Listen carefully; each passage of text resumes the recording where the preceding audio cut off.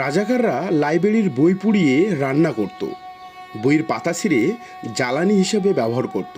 যে বইগুলো একসময় মানুষকে আলোকিত করেছিল, সেই বই দিয়ে রান্না করে তারা যুদ্ধ করেছিল অন্ধকারের পক্ষে।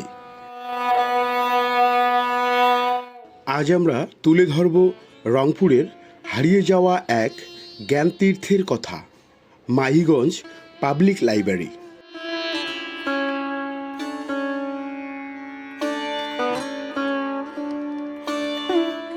কালের পাতা উল্টে চলুন যাই 19 শতকের শুরুর দিকে।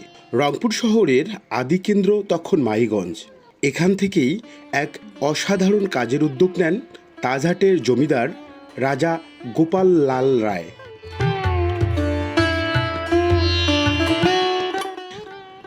বইয়ের আলোয় আলোকিত করতে তিনি 1910 সালে প্রতিষ্ঠা করেন মাহিগঞ্জ পাবলিক লাইব্রেরি। এই লাইব্রেরিতে ছিল 10,000-এরও বেশি দুর্লভ বই। বাংলা, সংস্কৃত, ইংরেজি, ইতিহাস, বিজ্ঞান, ধর্ম, সাহিত্য, এমন কোনো বিষয় ছিল না যার বই এখানে পাওয়া যেত না। শুধু বইয়ের সংগ্রহ নয়, ছিল জ্ঞানচর্চা আর সাংস্কৃতিক কর্মকাণ্ডের প্রাণকেন্দ্র। লাইব্রেরির আশেপাশে চলত নাটক, যাত্রাপালা, সাহিত্যপাঠ, কবিতা আবৃত্তি। সপ্তাহ জুড়ে চলা এই আয়োজনগুলোতে বহু জ্ঞানী ও গুণী ব্যক্তি অংশ নিতেন।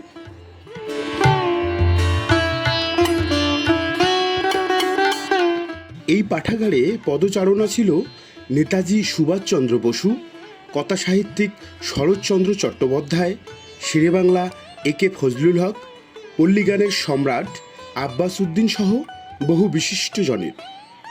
পশ্চিমবঙ্গ থেকেও অনেক সাহিত্যিক ও সাংস্কৃতিক ব্যক্তিত্ব আসতেন এই লাইব্রেরি পরিদর্শনে। এক কথায় এটি ছিল উত্তরবঙ্গের এক ঐতিহ্যবাহী সাংস্কৃতিক বাতিঘর। এই লাইব্রেরি শুধু বই পড়ার জায়গা ছিল না, এটি ছিল আন্দোলনের কেন্দ্র। ব্রিটিশ বিরোধী আন্দোলনে এর পাশেই গোপন বৈঠক হতো। ভাষা আন্দোলনের সময় তরুণেরা এখানেই সংগঠিত হতো। এমনকি মুক্তিযুদ্ধের সময়ও এই লাইব্রেরি ছিল এক নীরব সাক্ষী।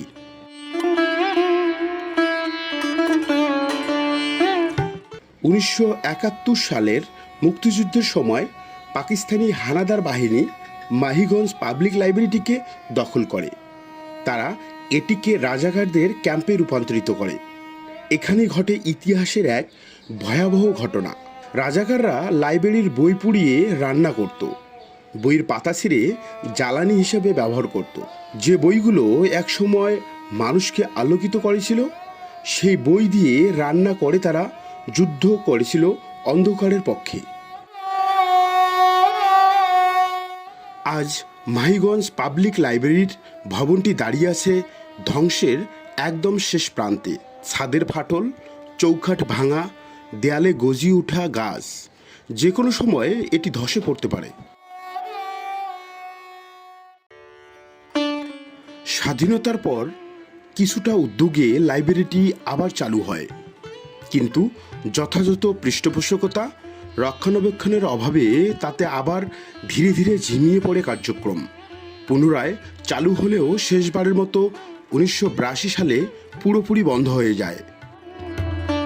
প্রশ্ন উঠতে পারে, এত ইতিহাস, এত ঐতিহ্য, এত বিসর্জন, তা কি আজ কেবল স্মৃতি হয়ে থাকবে? আমরা চাই মাহিগঞ্জ পাবলিক লাইব্রেরির ভবনটি ভেঙে নতুন করে নির্মাণ করা হোক।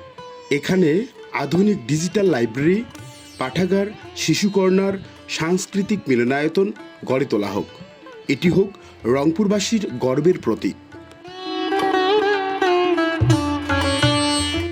এর জন্য দরকার সরকারি সহযোগিতা, স্থানীয় প্রশাসনের সচেতনতা আর আমাদের মতো সাধারণ মানুষের আন্দোলন ও প্রচার।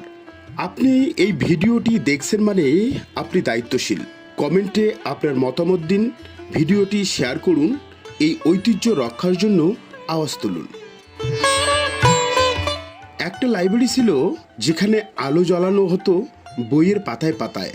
আজ সে আলো নিভে গেলেও আমরা যদি চাই আবার জ্বালানো সম্ভব।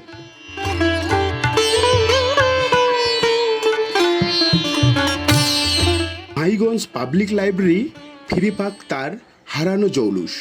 স্মৃতির পাতায় নয়, হোক জীবন্ত বাস্তবতায়।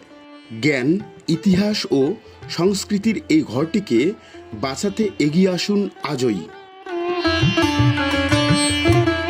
এই ছিল মাহিগঞ্জ পাবলিক লাইব্রেরির গল্প। আপনারা যদি চান আমরা আরও এমন ইতিহাস ঐতিহ্য তুলে ধরি, তাহলে অবশ্যই সাবস্ক্রাইব করুন আমাদের চ্যানেল দেশোগ্রাফি। লাইক, কমেন্ট আর শেয়ার করে পৌঁছে দিন এই বার্তা প্রতিটি মানুষের কাছে। ধন্যবাদ।